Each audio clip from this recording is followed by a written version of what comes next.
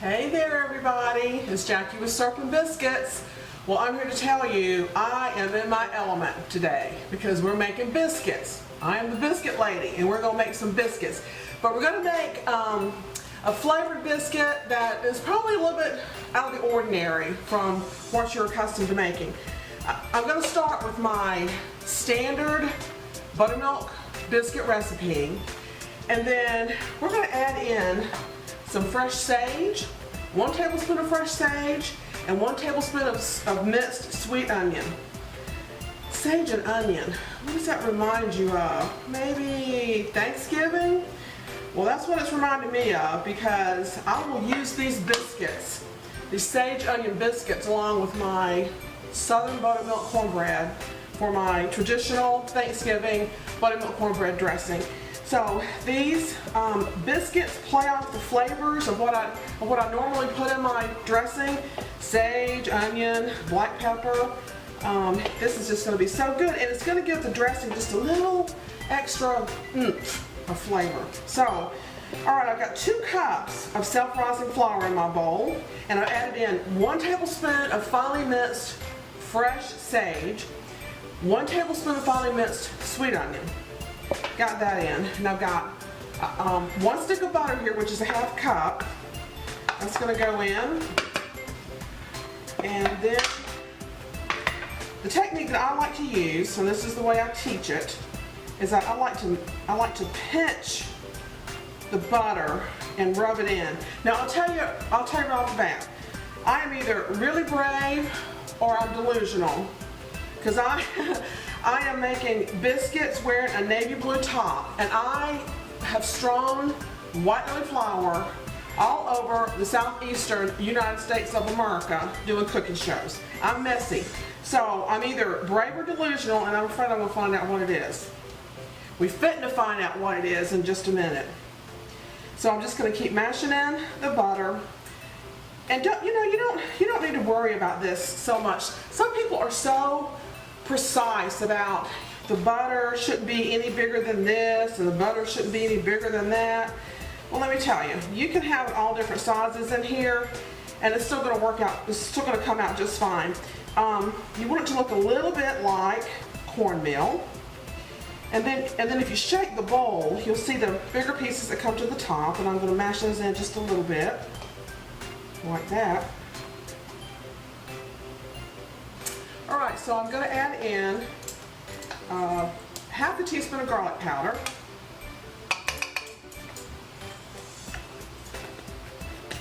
and we're going to put in a teaspoon of ground black pepper. It's a little bit unexpected, but man, it makes some flavorful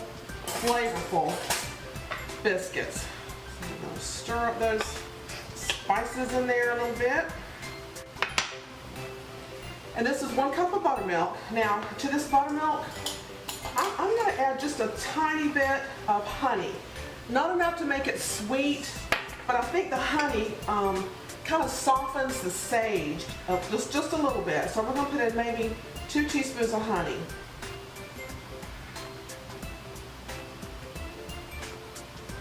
And there goes honey. And then pour this in.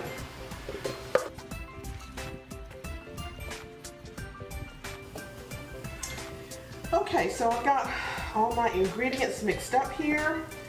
I've got a wet sticky dough, and that's exactly what you want, is a wet sticky dough, because we don't want a recipe to dictate to us what the ratio between wet and dry ingredients should be in a biscuit recipe. We're going to teach our hands how to tell us that. So I'm going to use this cutting board and flour it. I'm going to turn my dough out onto this cutting board, because once I get my dough worked up and shaped up, I'm going to cut it with a pizza cutter. So that's why I want it on the board. And that looks like a lot of flour, but we'll need even more. All right, so there goes the dough.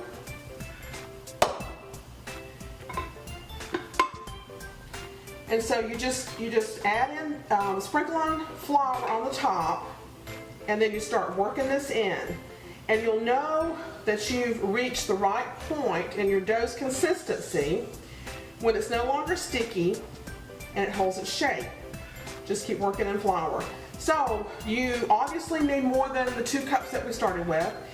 And the extra flour that you'll need probably varies every single time you make biscuits. It's going to vary because there's just different variables. You know, how maybe your buttermilk was a little thicker one time than the other, or maybe it's a little bit more humid or less humid than before. All right, get my flour out of the way here. Now I've got this where it needs to be because it's not sticking. So I'm going to pat it out. You can certainly roll it out, and I use my granny's rolling pin all the time, but we're going to expedite this and just do it with our hands. Just pat it out and then start folding over, because when you fold like this, you're creating layers. Same principle as puff pastry. You're creating layers. Layers are good. Layers are a good thing. So fold that over a few times. And then we're going to pat this out to about 3/4 or maybe even as little as a half an inch thick. I wouldn't go any less than a half an inch because I just don't like real thin biscuits. I like biscuits to have some substance to them. If you don't have a pizza cutter, you can use a knife. Alright, so now just line these up on our baking sheet. I do recommend that you use either a baking mat, like I've got here, or parchment paper, because we do not want our biscuits to stick. Oh, that would hurt our feelings. It would hurt our feelings. So we're going to line all these up. Alright, so got oil all over the top of this. Now see, I mean, this is real cooking. This is what happens. Now, these are going to go into a 450-degree preheated oven for 10 to 12 minutes. These are kind of small, so they're probably going to cook faster than our regular size biscuits. Okay, so I've gotten the flour dusted off my clothes and looking presentable, I think, once again. So here we have our tender Sage Onion Biscuits. And oh my gosh, this just smells like Thanksgiving. They're tender and flaky, and talk about aromatic. Oh my gosh, they just smell so good. They are so good with chicken and with pork. And of course, you want to bump up your Thanksgiving dressing, Thanksgiving cornbread dressing, make you some of these. So I just thank y'all so much for hanging with me today and watching me stir flour and make a mess everywhere. You can get this recipe and others at syrupandbiscuits.com. We just thank you so much for following along with us and supporting us on all of our social media outlets. You can find us anywhere. So we appreciate you, we love you, God bless you, and y'all come see us.